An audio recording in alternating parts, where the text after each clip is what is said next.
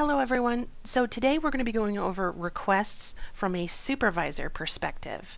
So in our upper left hand corner we're looking at our quick access buttons, and we have one over here for requests, but also you can get there by going to your utilities and going down to requests. Doesn't matter how you get there. Also, so my alerts are actually going off and it's blinking green. So all of our alerts are now based on requests. So if you ever want to take a peek at those, you can hit View Alerts. And right here, it will show you an overview of all the alerts that you have. So new request alert.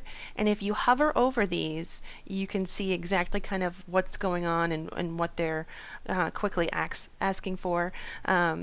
So if you ever want to resolve these, you can always click Acknowledge to take them out of your review or your view and hit Save. And it'll take them off your list. Just realize that you will keep getting these messages and alerts and requests until you resolve the actual request in the request center. So that's a really important thing to realize. And you can also send these. So if you open one up, it just takes a moment. So if you open this up, you can actually send this to another user, and you can add any type of details that you would like or another message, and you can just send and close. This will send an alert to the section users. Do you want to proceed? So this is a really interesting spot where you could send an alert about a request back to the staff that requested it, which is a really great tool if you wanted to give them a message back. So I'm going to hit yes and then close. So I'm going to close that out, and we're going to go take a peek at the request center. So it says this form request is already open. Would you like to open a new one? You can always open a new one just so that you have that refreshed view. I'm not going to open a new one just because I'm on a test client and I don't want any actual client information to be shown. So I'm going to hit no. So here is a current request. It says CIS BHH North request. So these are all attached to actual users based on lanes and also location. So if you're in the north versus the south, please look at the request type. And then there will always be a note here, and it's really important that you encourage your staff to have, at least a basic note here so that you know what they're asking for. So please sign treatment plan, and it lists the client and also requested by and the date. And so this section over here shows completed notes. So if you need to send a note back to your staff and say, can't sign this, sign this treatment plan, needs date fixed, or something to that effect. You can absolutely do that, and it's always good to put your name down about who is addressing this, because for some requests it might be for an updated diagnosis that you're letting or that the staff is letting the team know about, and then it needs to go into the diagnosis tab. So the person completing that is probably going to be the program coordinator and not the supervisor. So it's really important that we're putting that information down. So I'm just going to put my name, and you can put the date if you wish when it's completed.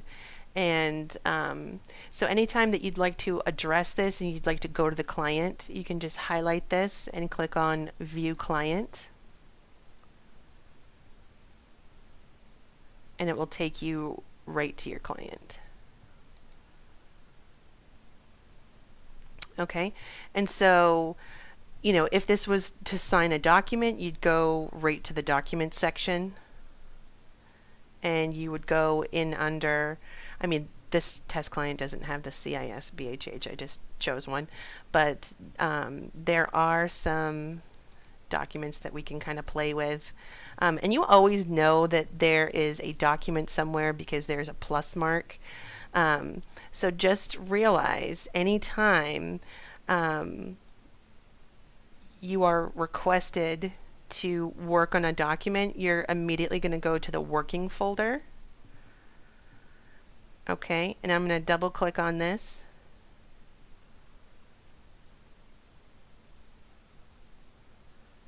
And here is the treatment plan, and there's already one signature in here, and we can put the next signature. And there's going to be a whole nother video talking about signatures and what to do and things like that. So stay tuned for that. But this is just how you get there and what you need to do. And once you've completed that, you close the document, and then it's the supervisor's responsibility, once it has been resolved, to file that. So a treatment plan would go into plans, and you just drag and drop it from there. Okay, so you always want to make sure that the working folder is empty, and that anytime that you're in there, you are following up with that and you're cleaning it up as you go. But obviously, if there's an issue, you're going to leave it right there for the staff to go back to and update what they need to update, and then they will, communicate with you. Can you please go back and review this? So it does create a few steps if there needs to be revision. So once you're done, you can just hit exit. And once it's completed, you can put the date. So if you just wanted to put the date, you absolutely can. And then it's always nice, once it's been completed, if you just want to put, completed, that's always nice. And then you can save. After you unclick active, I should say. So that's the last step before you save. Once it's been completed, completed notes, it's completed, completed on, active, make sure that your name is there, and hit save. And my mouse is gone. There we go. And that will take it off of your view. And so the requests never actually go away. They're there in the background. They're just inactive. So if you ever needed to touch base on something and look back, you absolutely can go to your filter and search for inactive authorizations.